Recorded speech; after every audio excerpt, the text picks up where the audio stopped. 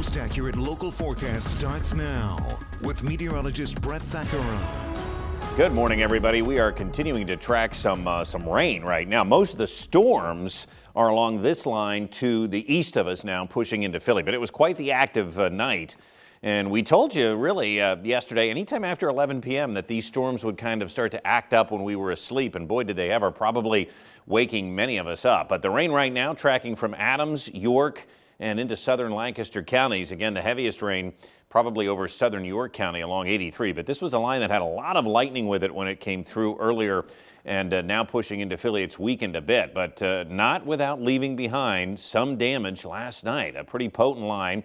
And we can see some of the storm damage here across the region, dotting the region. Again, not a lot of storm reports, but some. Carlisle, a tree down on 81 around 1 a.m. last night, blocking the right lane.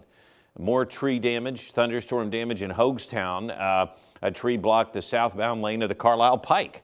So there were some really active roadways that got blocked overnight.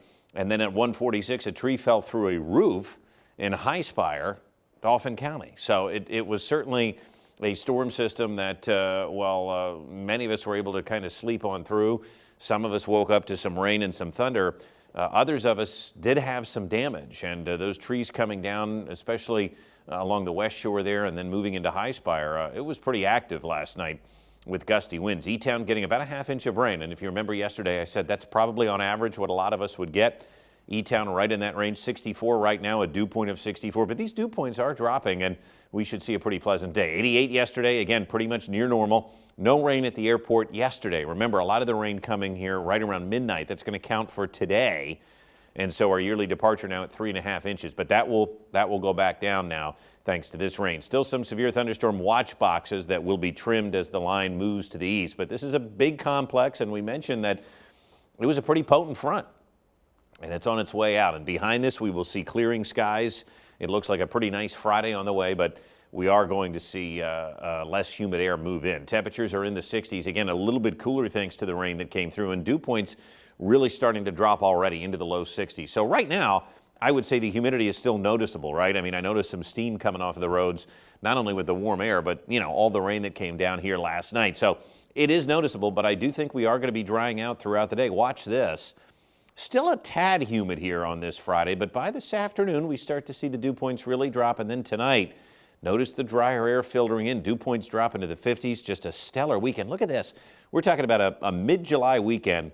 Dew points are in the 50s on Saturday, and they stay there, folks. I mean, this is going to be very, very comfortable air moving in. So the storminess, that's leaving us behind here. We can see it pushing eastward. Less humid air in play for the weekend. Just a gorgeous, dry, and comfortable weekend as high pressure builds in. There's no other systems that are going to head toward us here for the weekend, which is nice. So we continue to see clearing. I think it's going to be a mostly sunny and fairly comfortable afternoon today. Maybe just a tad humid.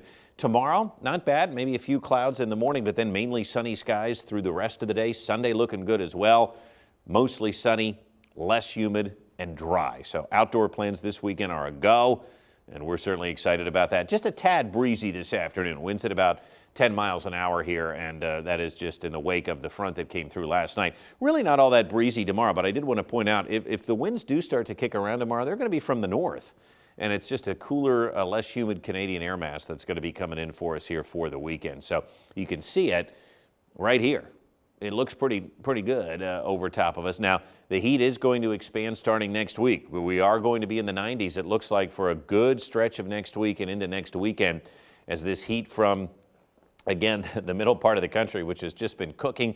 We've seen, records drop. We've seen triple-digit heat across most of the country. Most of the U.S. is going to be above normal. So a heat wave is likely coming next week, toward the end of the week, likely kicking off on Wednesday and continuing here through the weekend. So 85 today, a little more comfortable, clearing, breezy, pretty pleasant. Tonight, 64, more comfortable. I think you could probably open up the windows tonight and maybe give the AC a break. Less humid than Saturday and Sunday. Still warm, mid to upper 80s. We've got a stray thunderstorm Monday and Tuesday, and then the heat is back next week. 90 on Wednesday, 94 on Thursday, and maybe another little dry stretch for us. We'll see if any thunderstorms want to boil up, but right now things are looking fairly quiet. But that weekend, man, loving that. You can even feel it outside now, the humidity kind of went with the storms. Yeah, it took the thickness out of the air, that's for sure. It did. So it still may be a tad humid this afternoon, but I think it'll be better than yesterday. And then tonight, we really start to notice the difference. Excellent. All right. Thank you, Brett. It is time for the